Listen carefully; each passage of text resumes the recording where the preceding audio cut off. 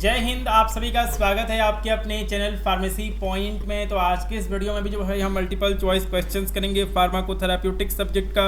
और जो हमारा टॉपिक है या फिर कहीं की चैप्टर है वो है आपका हीमेटोलॉजिकल डिसऑर्डर। मतलब इसमें जो है हम डिस्कस करेंगे ब्लड्स के बारे में, रक्त के बारे में, खून के बारे में। चलिए, तो पहला जो क्वेश्चन है वो ये है कि व्हाट इज एनीमिया। एनीमिया क्या है, ठीक है।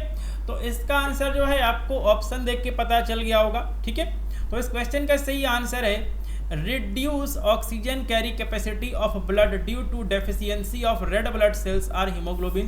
तो देखिए, जब हमारे ब्लड में रेड ब्लड सेल्स की संख्या कम हो जाती है या फिर हीमोग्लोबिन की संख्या कम हो जाती है तो जो हमारा ब्लड है वो जितनी मात्रा में ऑक्सीजन को कैरी करना चाहिए उतना नहीं कर पाता है। इसी को एनीमिया कहते हैं, ठीक है। चलिए, अगला क्वेश्चन है आयरन एब्जॉर्प्शन प्राइमरली, ठीक है। Iron absorption primarily occur in which part of gastrointestinal tract. तो देखिए, हमारे गैस्ट्रोइंटेस्टाइनल ट्रैक्ट के किस पार्ट से जो है वो आयरन का एब्जॉर्प्शन मुख्य रूप से होता है। तो देखिए, हमारे स्मॉल इंटेस्टाइन का पहला पार्ट होता है डिओडिनम। डिओडिनम से जो है वो आयरन का एब्जॉर्प्शन सबसे अधिक होता है, ठीक है। ऑप्शन नंबर बी जो है क्वेश्चन का सही आंसर होगा। चलिए, अगला क्वेश्चन है which of the following factor enhance iron absorption. या फिर क्वेश्चन आपसे पूछ सकते हैं कि ऐसा कौन सा विटामिन है क्योंकि आयरन के एब्जॉर्प्शन को, ठीक है, आयरन के एब्जॉर्प्शन को, उसके अवशोषण को बढ़ाने काम करता है विटामिन सी यानी कि एस्कॉर्बिक एसिड। तो देखिए, विटामिन सी ऐसा विटामिन होता है जो कि आयरन के एब्जॉर्प्शन को बढ़ाने का काम करता है, उसको इनहेंस करने का काम करता है। बहुत इंपॉर्टेंट क्वेश्चन है। आयरन इज मेनली एब्जॉर्बेड इन, तो जो आपका आयरन है दो फॉर्म में होता है, फेरस फॉर्म में, फेरिक फॉर्म में। तो आयरन का एब्जॉर्प्शन जो है वो किस फॉर्म में होता है? फेरस फॉर्म में होता है, Fe2+ फॉर्म में होता है। अगला क्वेश्चन है excess iron in body is primarily store in which organ. तो देखिए, हमारे शरीर में जो है आवश्यकता से अधिक जितना भी आयरन होता है उसको स्टोर कर लिया जाता है हमारे लीवर में, ठीक है। चलिए, अगला क्वेश्चन देख लेते हैं storage form of iron in ferritin is predominantly.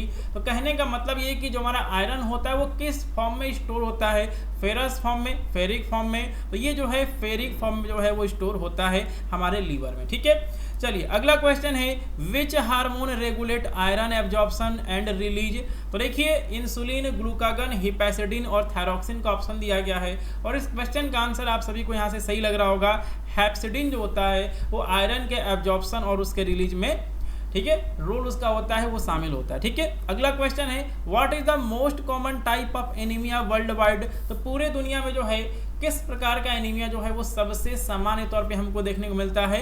Iron deficiency anaemia जो है वो पूरी दुनिया में हमको सबसे अधिक देखने को मिलता है, ठीक है।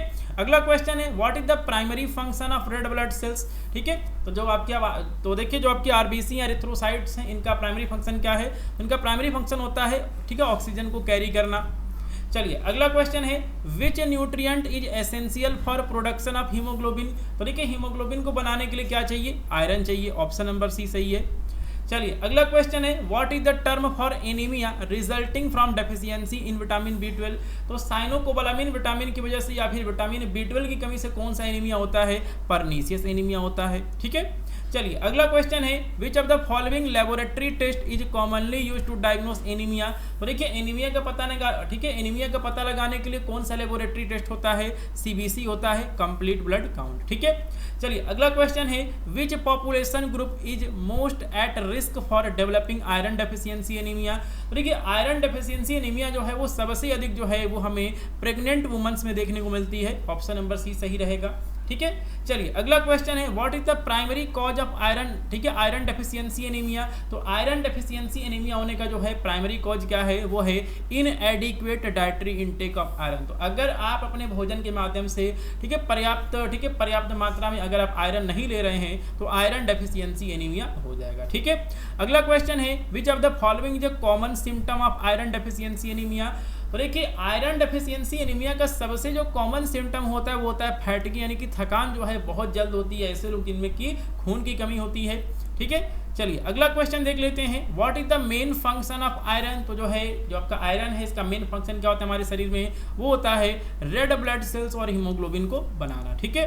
चलिए अगला क्वेश्चन है, what is the most common cause of iron deficiency anaemia in menstruating woman. तो देखिए ऐसी महिला जिनमें जो है वो ठीक है टाइम पे पीरियड आते रहते हैं, ठीक है, उनमें जो है एक्सेसिव मेंस्ट्रुअल ब्लीडिंग की वजह से जो है वो एनीमिया हो सकता है, ठीक है। चलिए अगला क्वेश्चन है, which of the following diagnostic test is used to confirm a diagnosis of iron deficiency anemia. Question का सही आंसर है सीरम फेरेटिन, ठीक है। सीरम फेरेटिन लेवल से जो है वो इसको कंफर्म किया जाता है कि आपका आयरन डेफिशिएंसी एनीमिया हुआ है, ठीक है। चलिए अगला क्वेश्चन है, which of the following condition can impair iron absorption in the intestine, ठीक है। तो देखिए ऐसा कौन सा कंडीशन है जो कि आयरन के एब्जॉर्प्शन को इंटेस्टाइन में जो है वो कम कर सकता है। तो क्वेश्चन का सही आंसर है क्रोनिक इन्फ्लेमेशन, यानी कि क्या है कि अगर आंतों में सूजन हो गई है तो उस समय क्या होगा कि आयरन का एब्जॉर्प्शन सही से नहीं होगा, ठीक है। चलिए अगला क्वेश्चन क्या है कि विच of the following is a potential complication of severe iron deficiency anaemia. तो अगर लंबे समय तक आयरन डेफिशिएंसी एनीमिया बनी रहे तो इससे क्या हो सकता है, इससे जो है वो हार्ट फेल हो सकता है। क्यों हार्ट फेल होगा, क्योंकि पर्याप्त संख्या में जो है, ठीक है, पर्याप्त मात्रा में ऑक्सीजन हमारी हार्ट को नहीं मिलेगा तो क्या हो जाएगा, हार्ट फेल्योर हो जाएगा, ठीक है। चलिए अगला क्वेश्चन है, which of the following medication may be prescribed to treat iron deficiency anaemia. तो आयरन डेफिशिएंसी एनीमिया के उपचार में जो है क्या दिया जाता है, आयरन सप्लीमेंट, मतलब आयरन के टैबलेट वगैरह जो हैं वो दिए जाते हैं, ठीक है। What is the term for the condition where iron is present in body in excess amount. तो जब हमारे शरीर में आयरन की मात्रा जो है सामान्य से बहुत अधिक होती है उसे हम आयरन ओवरलोड कहते हैं, ठीक है। चलिए तो अगला क्वेश्चन आ चुका है, what is megaloblastic anaemia. Mega का मतलब क्या होता है, मेगा का मतलब होता है बड़ा, ठीक है। तो देखिए इसमें क्या होता है कि जो हमारे यहाँ पर रेड ब्लड सेल्स होती हैं उनका साइज बढ़ जाता है और वो इमेच्योर होती हैं। ऑप्शन नंबर बी क्वेश्चन का सही आंसर होगा, ठीक है। अगला क्वेश्चन है कि मेगालोब्लास्टिक एनीमिया जो है वो किसकी वजह से होता है, किस विटामिन की कमी से होता है। विटामिन B12 की कमी से होता है। ऑप्शन नंबर बी जो है क्वेश्चन का सही आंसर होगा, ठीक है। अगला क्वेश्चन है, in megaloblastic anaemia impaired DNA synthesis leads to formation of. तो दिया गया माइक्रोसाइट, ठीक है, hypochromic red blood cells. Megaloblast जो है वो आपका सही रहेगा। ऑप्शन नंबर सी जो है क्वेश्चन का सही आंसर होगा, ठीक है। चलिए अगला जो क्वेश्चन उसको हम देख लेते हैं, द सिचलिंग टेस्ट, बहुत इंपॉर्टेंट क्वेश्चन है। The Schilling test is use to diagnose. तो सिचलिंग टेस्ट जो है वो किसके डायग्नोसिस में प्रयोग किया जाता है। तो ये जो है विटामिन B12 की डेफिशिएंसी का पता लगाने के लिए जो है ये टेस्ट किया जाता है, ठीक है। Which of the following is not a neurological symptom associated with vitamin B12 deficiency. तो विटामिन B12 डेफिशिएंसी की कमी से जो है कौन सा जुड़ा हुआ न्यूरोलॉजिकल सिम्टम नहीं है। तो पहला दिया कि peripheral neuropathy, memory loss, depression, hypertension. तो ऑप्शन नंबर डी जो है क्वेश्चन का सही आंसर होगा। बाकी डिप्रेशन हो गया और आपका हो गया मेमोरी लॉस हो गया और पेरिफेरल न्यूरोपैथी, ठीक है, हाथ पैरों में जो है वो क्या होता है, दर्द होता है, ठीक है।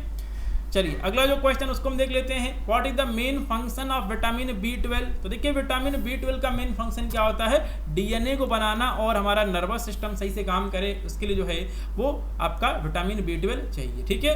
What is the Ganzoni formula use to estimate. तो देखिए जो आपका यहाँ पर गांजोनी फार्मूला होता है इसका जो प्रयोग है वो होता है, ठीक है, ब्लड वॉल्यूम को एस्टिमेट करने के लिए, ठीक है। तो यहाँ पे जो है बहुत सारे क्वेश्चन जो हैं वो हमने इस चैप्टर से किए हैं और मुझे उम्मीद है कि इस चैप्टर के बहुत सारे जो MCQ है वो आपके प्रिपेयर भी हो गए होंगे। तो मल्टीपल चॉइस क्वेश्चन करने का फायदा ये होता है कि एग्जाम में जो है आपको 20 में से 20 नंबर आपको मिल सकता है और साथ में जो है एग्जिट एग्जाम की भी जो है थोड़ी सी आपकी तैयारी जो है आपकी उस डायरेक्शन में हो रही है, थोड़ा सा जो है आपका फाउंडेशन बन रहा है, ठीक है। तो एक बार आपका एग्जिट एग्जाम का डेट का अनाउंसमेंट हो जाएगा उसके बाद जो है वो हम डिटेल से मल्टीपल चॉइस क्वेश्चंस करेंगे सभी चैप्टर्स के सभी सब्जेक्ट के, ठीक है। तो आज की इस वीडियो में इतना ही मिलते हैं अगली वीडियो में। जय हिंद।